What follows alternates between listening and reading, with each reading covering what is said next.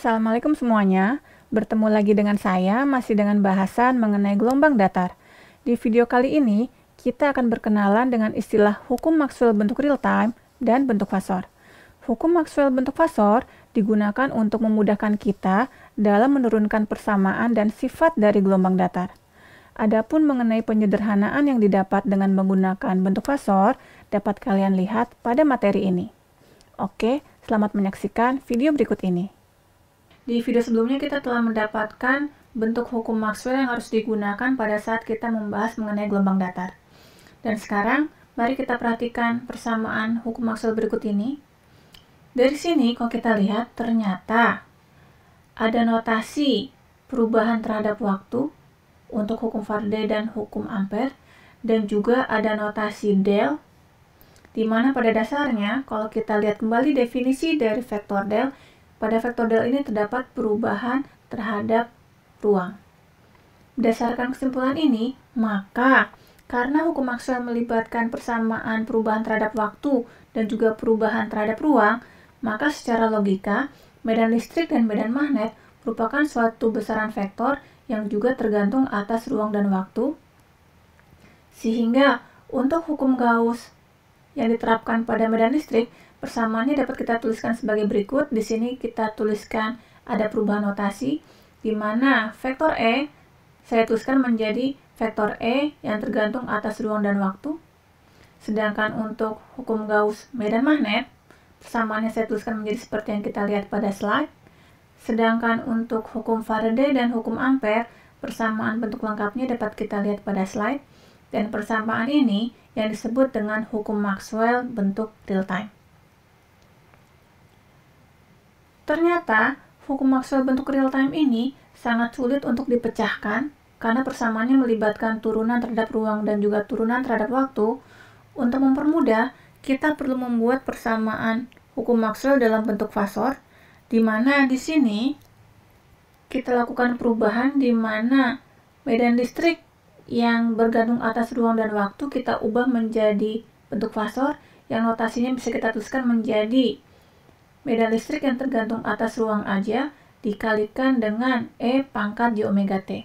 Berarti pada dasarnya bentuk fasor itu adalah suatu bentuk yang memisahkan antara parameter ruang dan parameter waktu. Dan sini harus kita perhatikan juga bahwa untuk bentuk real time, notasi yang kita gunakan adalah vektor yang ada tanda panah di atasnya, sedangkan untuk fasor kita gunakan notasi vektor yang ada tanda topi di atasnya. Nah, sekarang kita perhatikan, ini adalah persamaan hukum Maxwell bentuk real time yang telah kita turunkan di slide yang sebelumnya.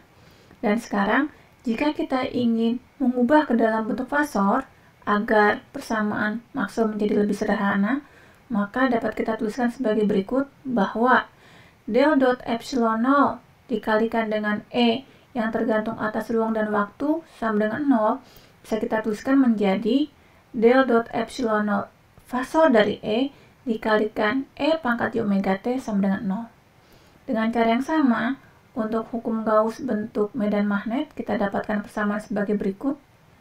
Untuk hukum Faraday dan untuk hukum Ampere kita akan dapat persamaan sebagai berikut.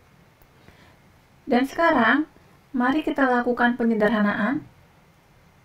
Nah, di sini 0 bisa kita tuliskan sebagai 0 dikalikan E pangkat J omega T, dan untuk lebih sederhana maka dengan mencoret E pangkat J omega T maka akan kita dapatkan bahwa del dot epsilon 0 dikalikan fasor dari E sama dengan 0. Dengan cara yang sama pada hukum Gauss untuk medan magnet, akan kita dapatkan bahwa del dot fasor dari B sama dengan 0.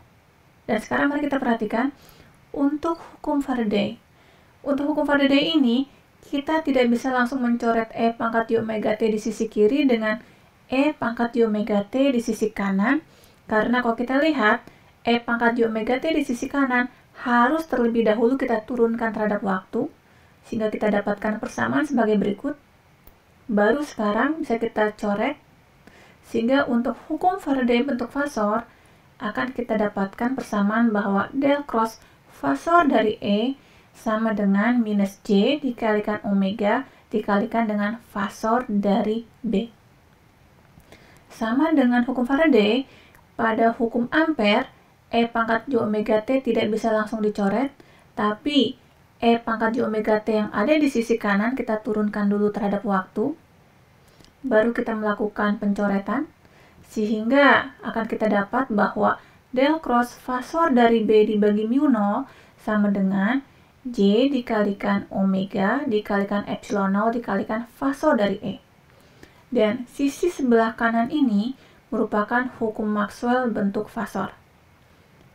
Saya salin kembali, ini adalah hukum Maxwell bentuk fasor, di mana kita tahu bahwa E yang diberi notasi topi, buka kurung R tutup kurung, ini adalah fasor, maka dapat kita sederhanakan penulisannya menjadi seperti yang kita lihat pada gambar. Kita hilangkan bagian R-nya.